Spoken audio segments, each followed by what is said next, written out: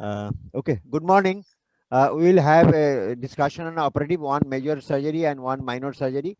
So today, to me, to be Dr. Sarfaraz Jalil Beg, who was the ex-assistant professor of surgery at Calcutta Medical College and a very good academician.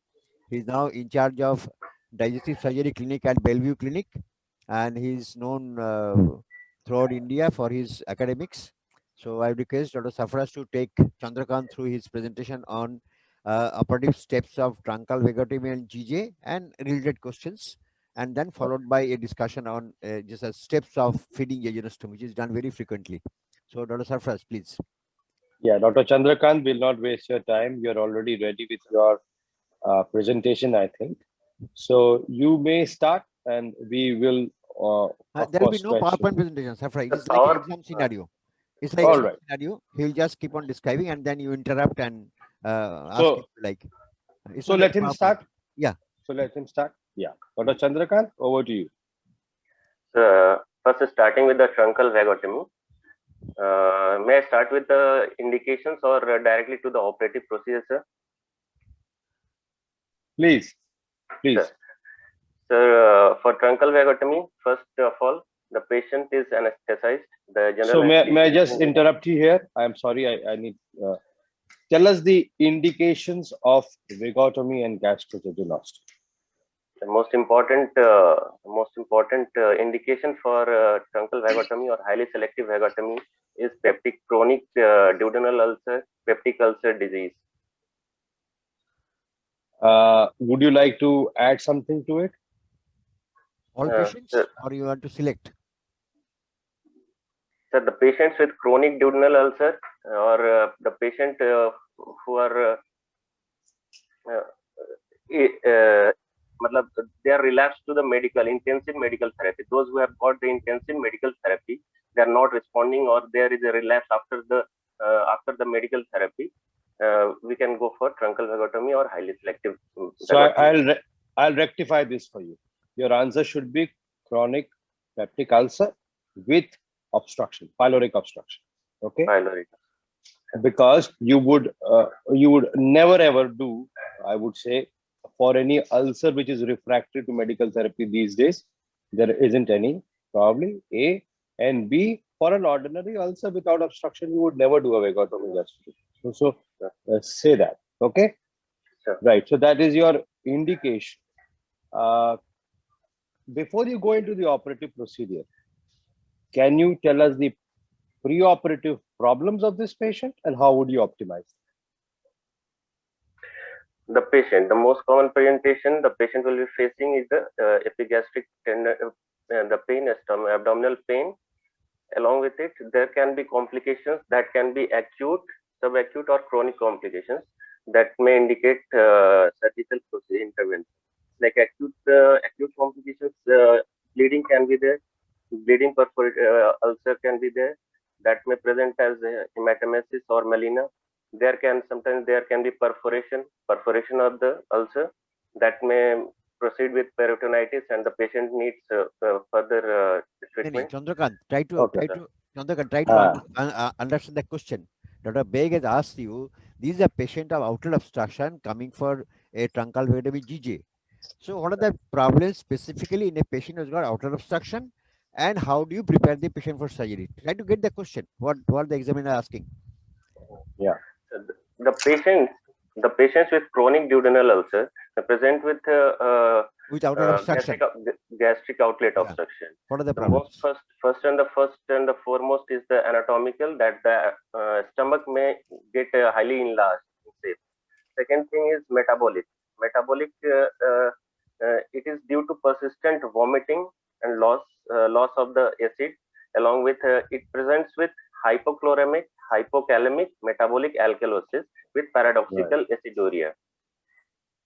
So the patient should be first resuscitated with IV fluids, and if there is some complications related to like any bleeding, then the patient should be resuscitated with IV fluid, or blood transfusion can be given beforehand. What IV fluid will you give? In case of this paradoxical aciduria or metabolic alkalosis, Ringer lactate solution. Ringer lactate. Okay. That So will aggravate the alkalosis. Alkalosis. What is given? Uh, Lactate will be get converted to bicarbonate. That will aggravate the alkalosis. That will aggravate. So that is not the free. That's why No, examiner asks you. So, okay, we'll not waste your time. It's normal saline. Normal. What you must say is what you said is right. It is you're losing water, sodium, chloride, and hydrogen ions. Therefore, there is a dehydration. There is hypochloremic, hypokalemic, metabolic alkalosis. In late cases, you will see paradoxical aciduria. Okay. This is because of the renin-angiotensin aldosterone axis activated by dehydration, right? So you have to first correct the dehydration. How would you correct dehydration? Water and salt. So that means normal saline. Normal saline. Right? So that should prevent everything. Paradoxical aciduria, it will prevent alkalosis, everything will be prevented as soon as you correct dehydration. So once you understand the pathophysiology, you know why you are giving normal saline. So that is optimization. You said blood transfusion. So all that is fine. Now let us go into the operative procedure. You please thing you should mention is also the nutritional part. Patient having vomiting, though, so patient may have hypoalbuminemia and patient have gross malnutrition.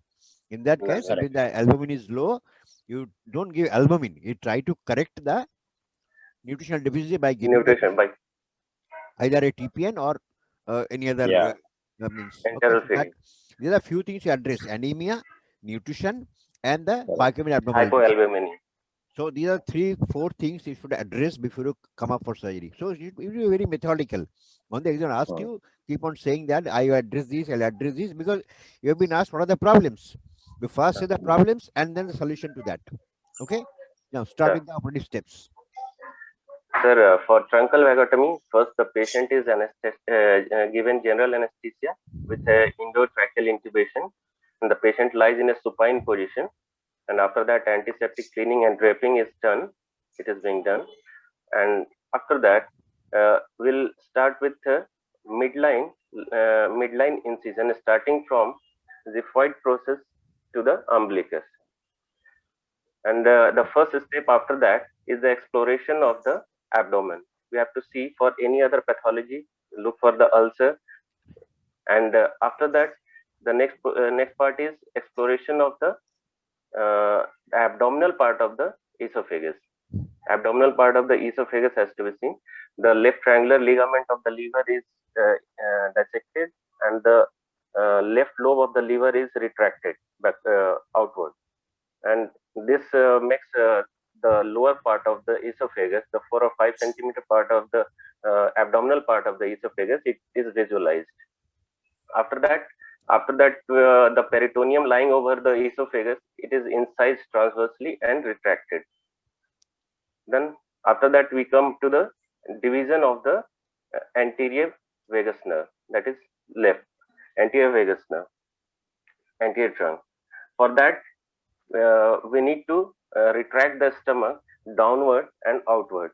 The assistant will retract the stomach, it will pull the stomach downward and outward, and that will the anterior vagus nerve will become prominent. That will lie over the gastroesophageal junction over the lower part of the esophagus. So in that case, we'll by the help of right angle forceps, we will separate the anterior vagus, and after that, between the two hemostatic clamps, we will divide it. We will clamp it and we will divide the 1 centimeter of the vagus nerve. And after that, we come to the posterior vagus. Posterior vagus is the right vagus. For that, another maneuver has to be done. First, the gastrohepatic ligament. This hepatic ligament has to be dissected, and we enter into the lesser sac. After that, the assistant will retract the stomach upward and outwards. upward and outwards. Then after that, with the finger dissection, we can go into the groove of the aorta, between the aorta and the esophagus, and we can find the posterior vagus. This vagus nerve should be clamped between two hemostatic forceps, and after that, it can be dissected. And the ends of the nerves are tied with silk. And this the part of the nerve is being sent for histopathological examination for confirmation.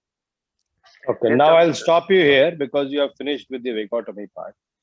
First of all, you said once we'll have a midline laparotomy, you would check for the ulcer. So can you check for the ulcer on laparotomy? No, sir. While exploring the abdomen, we can palpate the stomach or the duodenum if we can feel. Yeah. So there is a cicatrization out there that you can feel, not the ulcer. Yes, Okay. Two, tell me the anatomy of the left, of the anterior and posterior vagus as it starts from the mediastinum and comes into the abdomen. Tell me the anatomy. In mediastinum, it lies in the left and the right vagus nerve, vagus trunk. As soon as it enters, Which one lies where? So the left one. The left one is the anterior. When it enters the abdomen, left one becomes the anterior vagus nerve, and the posterior one is the right vagus trunk. Good. Is it and when you say trunk, is it remain as a trunk or it no, after that it becomes a nerve. So in the mediastinum, it gives up branches, which forms a plexus around the esophagus, and then you have the trunk on either side. Yeah. So when these trunks enter, you said the peritoneum over the esophagus is divided. What is the name of this ligament? Peritoneum? Phrenoesophageal. Good. Phrenoesophageal membrane. Phrenoesophageal membrane. Very good. Now you also said the posterior trunk is dissected behind the esophagus and it is cut in between. What is the precaution you will take that you have divided the trunk in totality and not missing something? Sir, what is that nerve called? Sir, the posterior is the criminal nerve of Grassi that is formed by the posterior branch of the vagus. Very good. Now this is yes, Fakonda. Yeah. So what you do when you take the posterior vagus nerve, you should try to go as high as possible. Yes, sir. We will take some part of the... comes more proximally. Okay. So you have to exclude that whether it's not always present. It's not always present. No. Okay.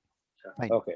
Now these, as you know, truncal vagotomy means you're taking the trunks, and there's something called highly selective vagotomy. Highly selective. So can you enumerate about the highly selective vagotomy? What it means and what does it spare? Highly selective vagotomy is selective means we denervate the parietal cells of the stomach that are mainly responsible for acid secretion, and we have to take care that we are not going to injure the nerve of Latarjet. Nerve of Latarjet that is responsible for the motor function of the pyloric antrum, responsible for the food that is propulsion to the from stomach to the duodenum. So care has to be taken that nerve of Latarjet should not be injured while taking highly selective vagotomy. Also, for highly selective vagotomy, we have to denervate some of the nerve fibers that innervate the lower part of the esophagus also, like 5 centimeters of the lower part of the esophagus. That has to be denervated so that complete parietal cells can be denervated and recurrence is less. So what is the benefit of preserving the nerve of Latarjet? So the nerve of Latarjet, it provides the motor supply to the pyloric antrum. So the peristalsis or the propulsion of the food and the drainage, no drainage procedure is needed post highly selective vagotomy. Wonderful. Please continue. What is the guidance, Chandrakant? What is the guidance during operation that from this point to this point you will divide all the nerves? So the nerve of Latarjet, it ends 7 centimeters proximal to the pylorus. So you take a point in the pylorus and go approximately 7 centimeters. And from that point up to the esophagus, keep on dividing all the nerve branches from the anterior and posterior vagus. So that is the guide. So nerve of Latarjet is 7 centimeters the distal part of the stomach. Okay, fine. Yeah. So now So you can this, continue from where you left us. Yes, please. So till now we have completed truncal vagotomy. We have Yeah. completed. Then after that, since we have performed truncal vagotomy, so we need to do some drainage procedure. Right. So to drainage procedure, I'll prefer this Roux and Y gastrojejunal anastomosis. Good. Yeah. So, Please explain. gastrojejunal anastomosis, ideally, it should be short and it should be retrocolic and it should be isoperistaltic with the jejunum. This is an ideal gastrojejunostomy. Okay. So Chandrakant, the term you are using is the term you use for a loop gastrojejunostomy. Once you talk of a Roux-en-Y, there is no question of short. Rather, it will be long, 35 to 40 centimeter. Okay, so don't mix up your loop GJ with a Roux-en-Y GJ. Luen. Problems which has been circumvented by your Roux-en-Y GJ. So Roux-en-Y is not short. You don't do a JJ after a 10 centimeter, 15 centimeter. So for Roux-en-Y, yeah, but the point is, if you are right that you are doing a posterior GJ, you can do a vertical GJ and then take the Roux loop. So Roux loop is a defunctioning loop. So in that case, obviously it has to be isoperistaltic. You cannot reverse the loop. Okay, so these terms are not required for a Roux-en-Y GJ. Fine. So how do you fashion a Roux loop? Just tell that. The Roux loop. How do you First of all, it starts like 15 centimeter from the jejunal flexure, GJ flexure. 15 centimeter. 15 or 50? 15, sir. Okay, continue. I will say something at the end. Okay. Yeah. Then after that 15 centimeter, that jejunum, the mesentery is taken eliminated against the light, and we have to see all the blood supply, the blood vessels, and everything. And after that, we have to ligate all the blood vessels. We have to tie or ligate, and we have to divide, and the mesentery is divided from there. And at the same place where the mesentery has been divided, we dissect the jejunum. What is your limb length of the Roux? Roux length should be 45 to 50 centimeter. Okay. So Makonda, 15 centimeter BP limb is what is being to say is around 15, 20 centimeter, and easily the fourth arcade. Because if you go very close, if the arcades are very close, it is difficult to raise the loop by dividing the vessels. So the answer is 15 to 20 centimeter, usually the fourth arcade of the jejunal loop. That means vascular arcade. Okay, sometimes 15 is too close. And after that, this is how we prepare the Roux loop of the jejunum. Then after that, since what about the end of jejunum? The end of the jejunum has to be it has to be closed. Yeah, it has to be closed in double layer. If you are doing hand suture, it will be closed. If you are doing a stapler, your one firing closes both the ends. Fine. Double suture. Then that part has to be, the end has to be closed. Now the second is gastrojejunal anastomosis has to be performed. For that we take the mesocolon, mesentery, and after that from the right of the middle colic artery, we dissect the mesentery, and from there the stomach is held between the Babcock and it is pushed towards the mesenteric rent, and the jejunal loop, the jejunal part, the distal loop of the jejunum, the end of the jejunum is brought close to the stomach, and both are first of all both are approximated, the gastric wall and the jejunal wall. First they are sutured using PDS suture 30. After that, both the jejunum and the gastric wall incision approximately 5 to 6 centimeter is made transversely in both the jejunal and the gastric wall. And now the second layer of suture is being done. The posterior suture, the first one is the posterior suture. It is approached. So this is approximated, and this same suture will come forward and the anterior closure will be done. Okay, so I would like to redo the entire thing with you, okay, for gastrojejunostomy. I think you have not chosen appropriate words that you would like to choose in an exam. This is how I would advise you all to say. Gastrojejunostomy starts with the decision whether we want to have a roux loop or a loop gastrojejunostomy. If it is a loop gastrojejunostomy, we would like to perform a retrocolic isoperistaltic loop jejunostomy. Whereas if it's a roux limb, we take 15 to 20 centimeters biliopancreatic limb and a 40 to 50 centimeter alimentary limb. The surgery begins in case of a Roux-en-Y gastrojejunostomy, which is more commonly preferred. We divide the jejunum at 20 centimeter, being aware that a short mesentery would mean that the transection may have to be done distally. So as we mentioned, the more proximal you go to the duodenojejunal flexure, less chance that this jejunum will go higher up because of the short mesentery. You have to assess that. So just say that the division of the jejunum starts 15 to 20 centimeters from the duodenojejunal flexure, keeping in mind that a short mesentery may mean dividing distally. A roux limb of 40 to 50 centimeter is now fashioned, and jejunostomy is done either with stapled anastomosis, which produces 2 layers of titanium staples on 2 sides, and the enterotomy is closed with 2O PDS either in single layer or in 2 layers.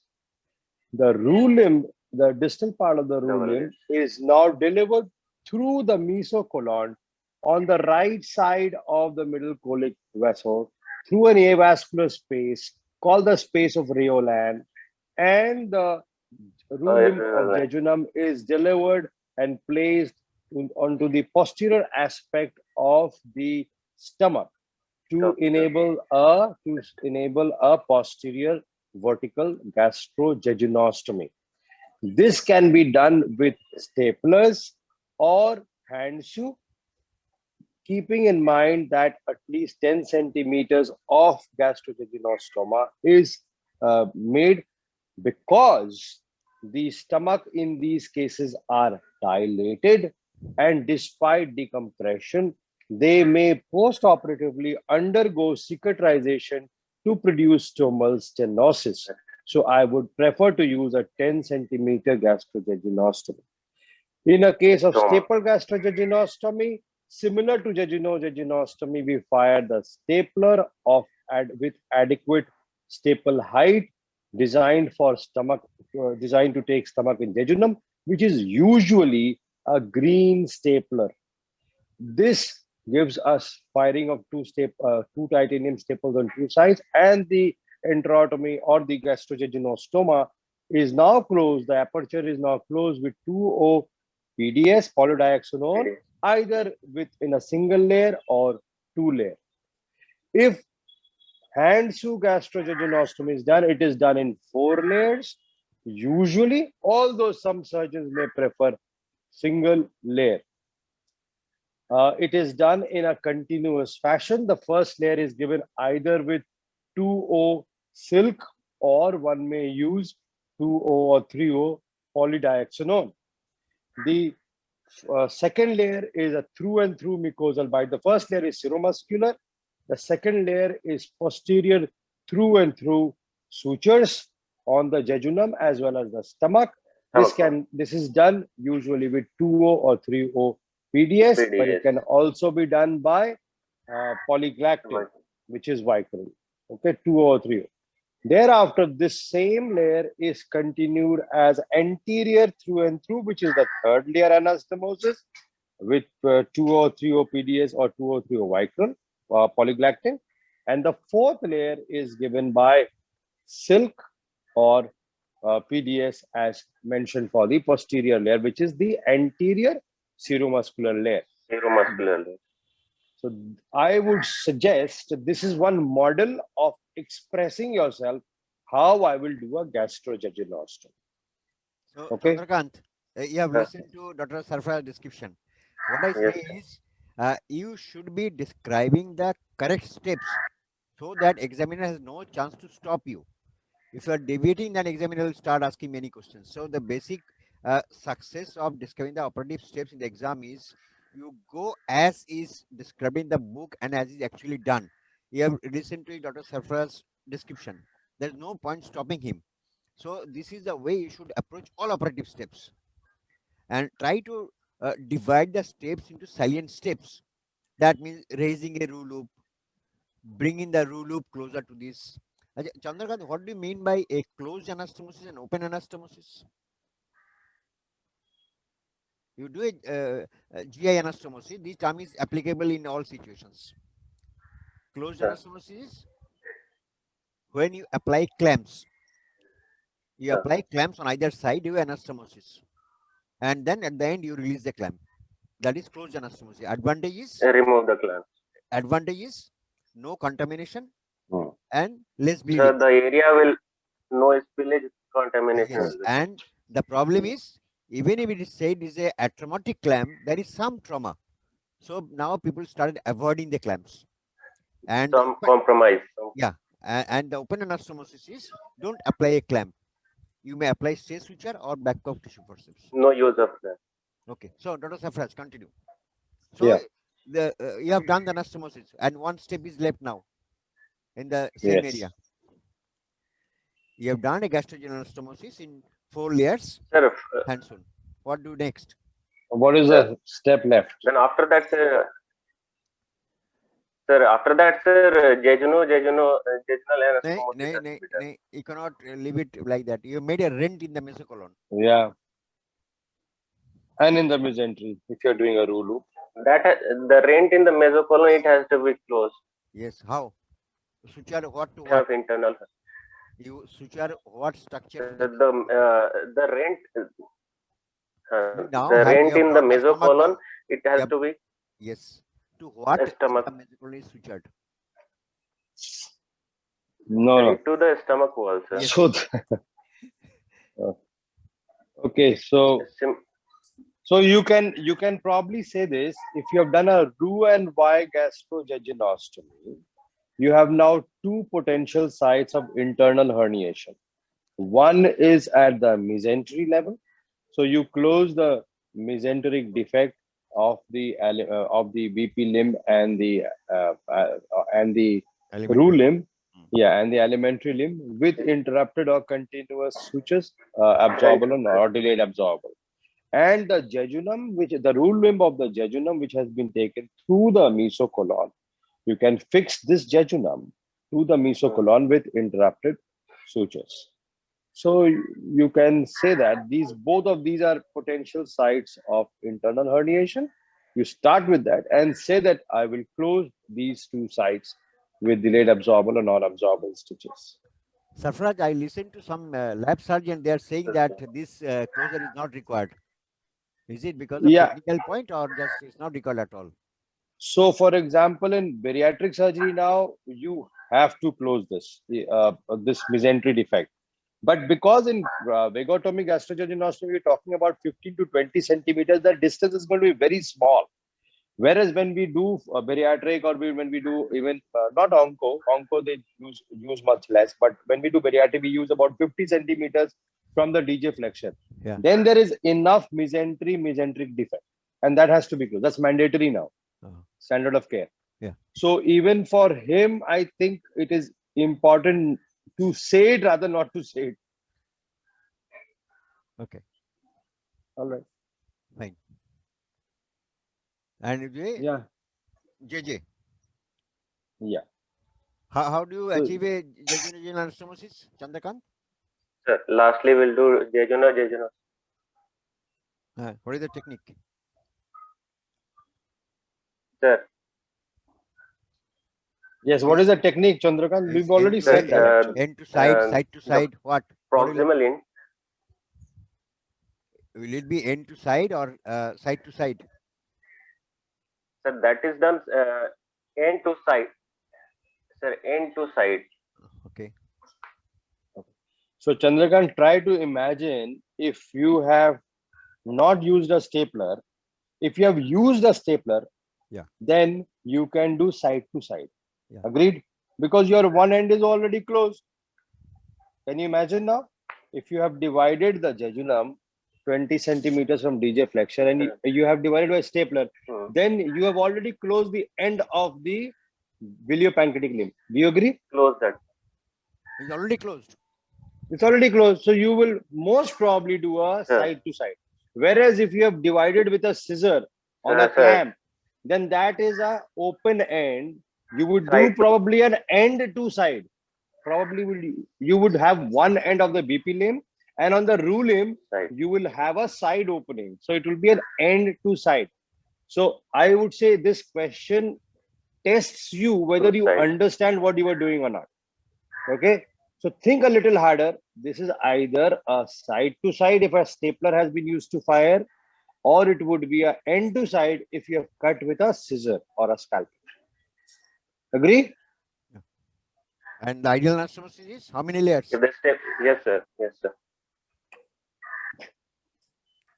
What is the current 2 recommendation layers. for this?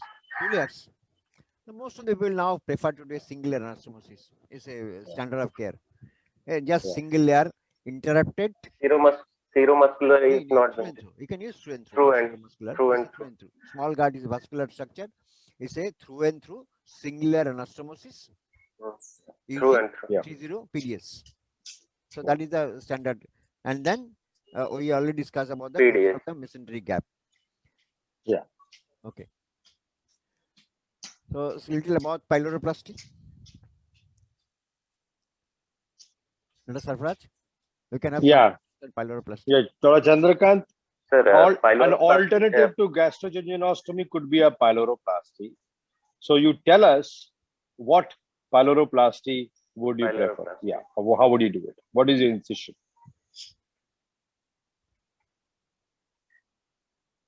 The most common is the Henke maculis pyloroplasty that is being performed. Yeah. A longitudinal incision starting from the pylorus ring to the first part of the duodenum. A longitudinal incision is made, and after that, it is sewn in a transverse fashion. No, Chandrakant, you have gone from pylorus to duodenum. That is not the only incision you made. You need to make some incision towards the stomach also. You understand? Don't say pylorus. Okay, so you need to incision from the pyloric point towards the stomach, 3 centimeter, 2 centimeter duodenum. That is the standard incision.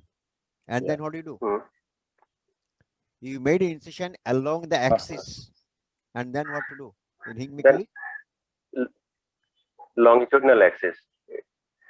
How do you close it? It is in a transverse fashion. Yeah. That is perpendicular to the axis. Yeah. Okay, fine. This audience is fine. Using 3020 PDS. Yeah. एक ही बोलो ना, दो की बोल रहा है. ठीक है. So the idea is to remember this is an alternative. Yeah, just remember as an alternative to gastrojejunostomy, this is something that you can be asked. This is not uncommon, at least in the West. So if somebody really probed you a little bit more, what is the advantage of Henke maculis pyloroplasty over gastrojejunostomy? What would you say?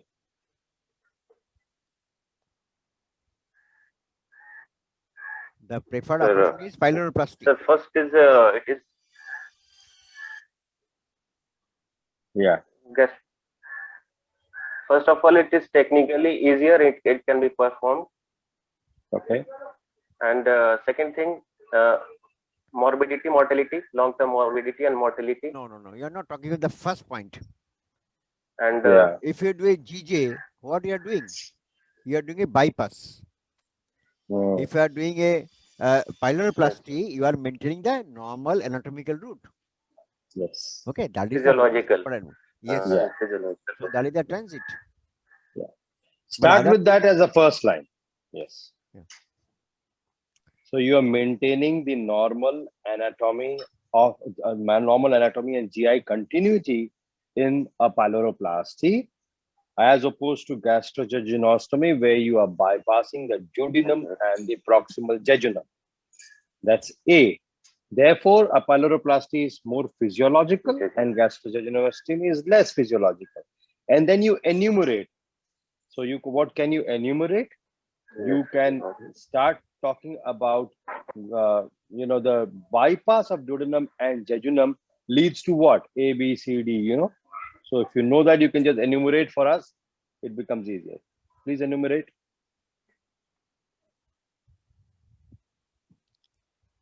First of all, the nutrition part. The patient, if we are bypassing the duodenum, the absorption part is hampered. The patient may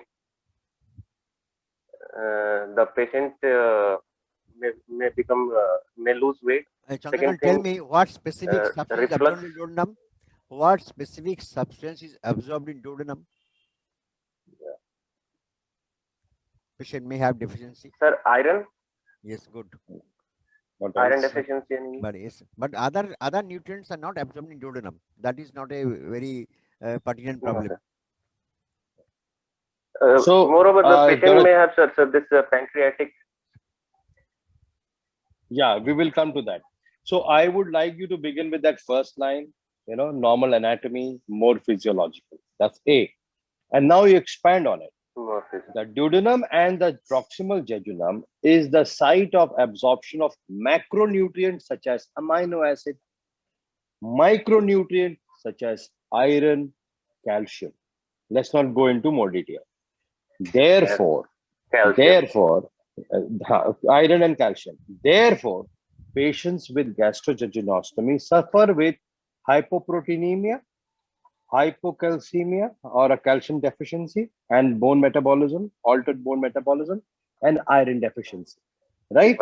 So we said the physiology and we talked about the outcome of that altered physiology. That is number one. Then you can say, as you were saying, that pancreatic enzyme activation requires acid. Because of gastrojejunostomy, this is altered. Therefore, there is decreased pancreatic enzyme efficacy. Inactive. And what? Pancreatic activity. Inactive. So what it will lead to? Decreased fat digestion, steatorrhea. Right? Steatorrhea. Hello. Yeah. And steatorrhea would also mean some diarrhea. So this is how you can present yourself. Yeah. Yeah. Okay. What are the other problems? This was the nutritional problem and metabolic problem. What are the other problems of gastrojejunostomy? Sir, beside that, gastrojejunostomy means truncal vagotomy along with gastrojejunostomy if we are doing. Yeah. And in that case, sir, the gallbladder mortality, it is hampered and there is increased incidence of gallbladder stone formation. Okay. Fine. Then other thing related to the stoma. The stoma is more prone to develop recurrent ulcer or sometimes carcinoma. Stoma related carcinoma. Why carcinoma? Why carcinoma? Why instead of carcinoma is increased in patient who underwent vagotomy or a partial gastrectomy? Sir, there is reflux. One is bile reflux, and second is bile reflux. Second is what happens to the acid in the stomach? There is no acid inside the stomach. So what happens in the stomach if there is no acid? There is increase in chances of H. pylori infection. No, that there is increased chance of atrophic gastritis. Atrophic gastritis. Less acid in the stomach. So there are two factors which are implicated. But again, this malignant change in the stomach happens long after years. This 10 to 15 years. 10 to 15 years. That's good. Good. Right, Dr. Chandrakant. Any other problems you would like to enumerate? Sir, there can be obstruction to the stoma. Okay. The stoma that we have made, the obstruction can be there. Stomal stenosis, yeah. Stenosis can be there. Okay. So there is this, we haven't finished the surgery yet. We were doing this for gastric outlet obstruction. We did a vagotomy and we did a gastrojejunostomy, right? Is there any other procedure you would like to add to this procedure in this patient?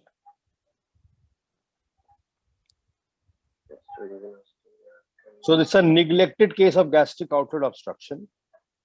Post, if I asked you the short-term complications of this procedure, can you just enumerate to me 1, 2, 3, 4 like that? Short-term complications of gastrojejunostomy. So Yeah. there Any can be operation actually. Yeah. acute hemorrhage can be there. Okay. Hemorrhage can be there. Second, anastomotic leak can be there. There. Okay. And Okay. So do we now not speak like general complications and Yes, systemic yes, complications, yes. local That complications, should be right? the approach.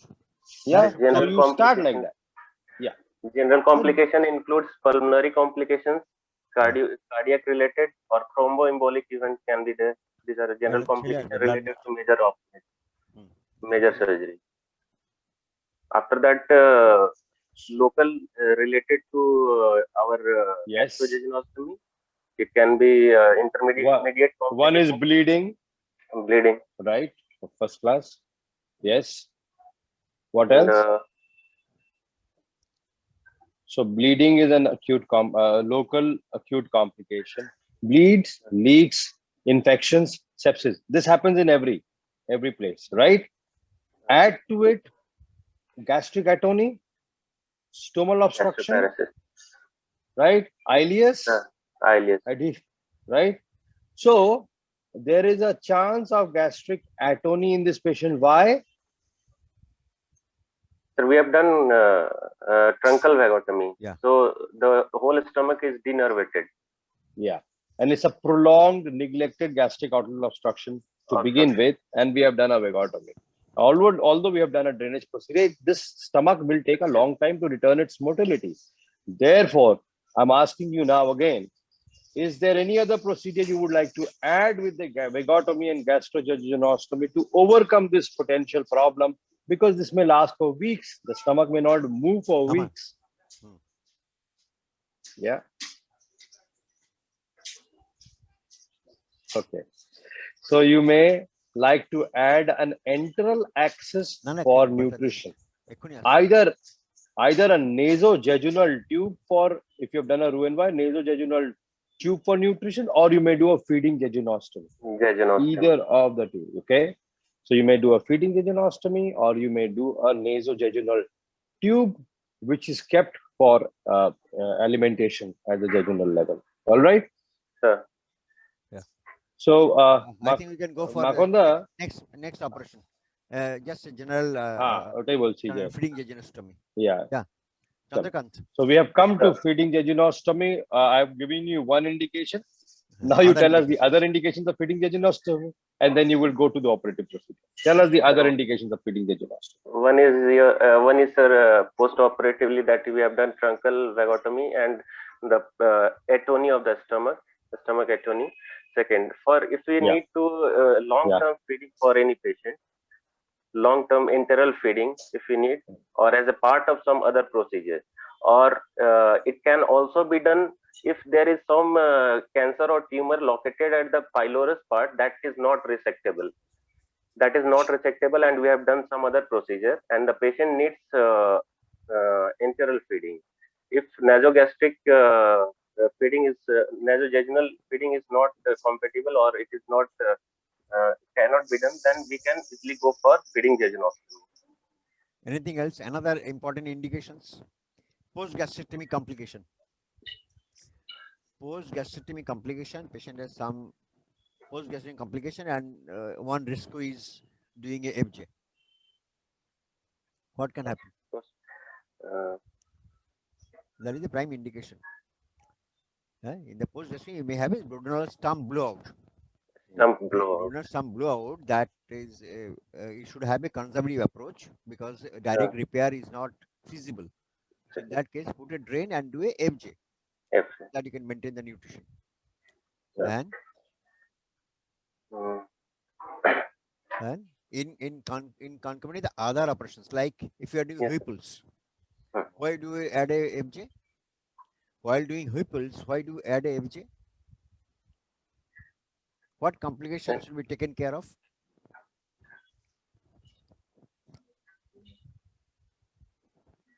Huh? If the patient develops a pancreatic fistula, it is difficult to feed the patient orally. Okay, Sure. in that case, you prefer to have a FJ. FJ already done. Got a pancreatic fistula. So most of the time in Whipples, many people add a FJ with the procedure. FJ. So it's a sole indications or some FJ Adjunct to some other adjunct to procedure. some other Major procedure. Okay. procedure. So Dr. Chandrakant, Sir, you may like to think about a feeding jejunostomy as something done when proximal GI tract is being handled and has a potential for leaks, or there is a proximal gut pathology which does not allow patient to eat well. Think about it like that. It is an inoperable cancer and the patient cannot eat, right? A CA pancreas, CA stomach, but there is, you want to feed the patient. So feeding jejunostomy, right? There is no complication here. It's just that the feeding itself is hampered. So think about it like that. A proximal gut problem, which is usually a cancer, advanced cancer, not resectable, and you have to put in a feeding jejunostomy so that the patient is fed. feeding, can be fed. And two is where you are doing a surgery and you know that there can be a high level of problem like Whipples and a pancreatic leak happening in 20% of patients. I would like to have an access distal to my anastomosis so that I can feed the patient even if there is a leak proximal to the feeding jejunostomy.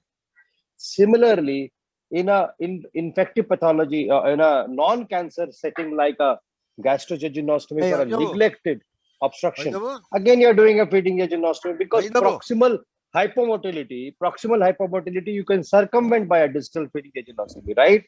So try to imagine proximal gut pathology where you are not able to feed, so feeding purpose, to take care of the complications which can happen. That is two. And number three, where a complication has happened and you did not have a feeding jejunostomy, but now you need to.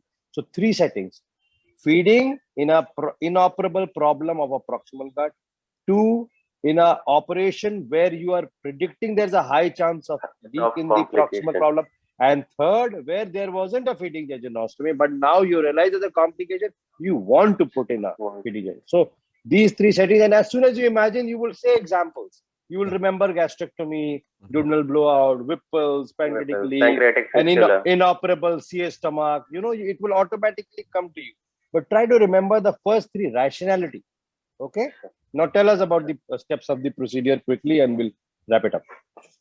Sir, feeding jejunostomy, two procedures are there: STAM and Widgell's procedure is there. In Widgell procedure, a Widgell tunnel is being created. Before that, we start with the patient is anesthetized, and after that, after antiseptic cleaning and dressing, we put when we are planning to planning for enteral feeding for long time, we prefer putting the incision in the left hypochondriac region. And if the main motive of the feeding jejunostomy is to decompress the bowel gut, it can be done in the umbilicus, midline above the umbilicus. That can be. So for feeding jejunostomy, we put an incision, we enter into the abdominal cavity, and we take we pull out a loop of jejunum, and after that we make a what incision and which how was the exact site of the jejunum? What incision and what is the site of the jejunum where you are making a feeding jejunostomy? Only feeding incision, not the other procedure. Other procedure do with the same incision. You are doing only a FJ, maybe for inoperable carcinoma somewhere. The preferred incision is what? Sir, left hypochondriac region. That is left subcostal. Why hypochondriac? You can Left do by subcostal. left subcostal incision.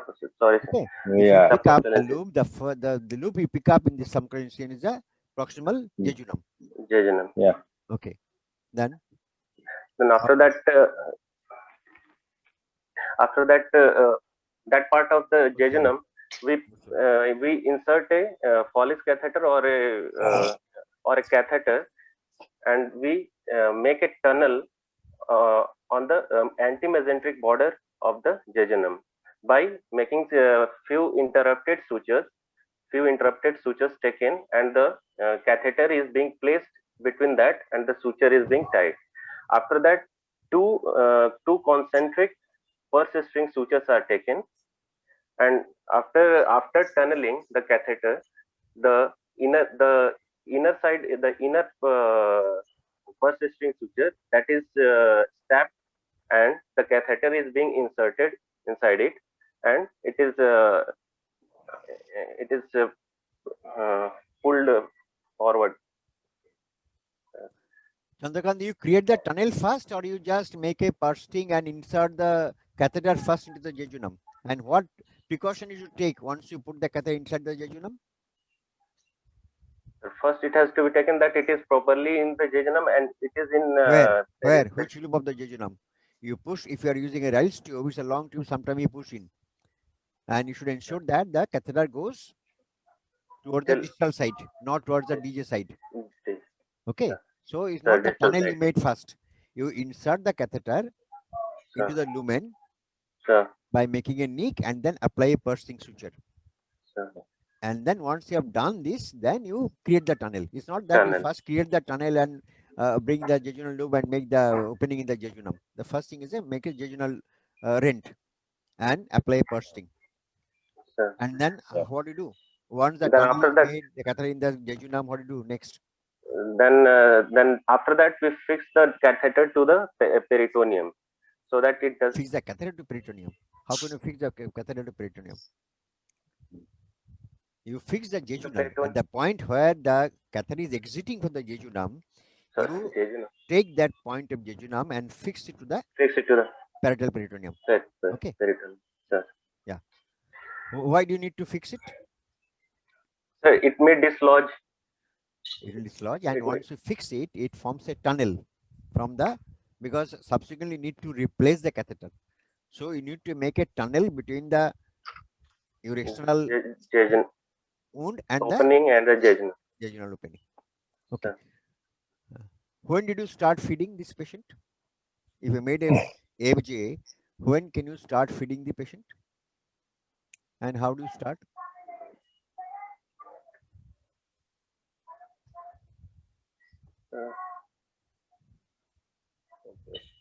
I don't know. You can, if you've done a good feeding FJ, after 12 hours, you can start the patient on normal saline drip through this catheter and ensure that there is no peritubal leakage.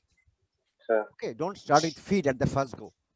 You start with the normal saline drip through this tube and ensure that there is no peritubal leakage and patient does not have any other abdominal problem.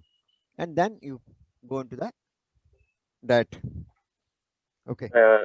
Yeah. Sarfaraj, any question regarding feeding?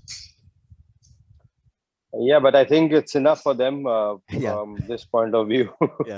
From the exam point of view, I think it is important, Chandrakant, that you mentioned about the incision, where you're putting it, making sure that you're taking a purse string, putting in, saying that I'm going to use either a Foley's catheter or a Ryle's tube.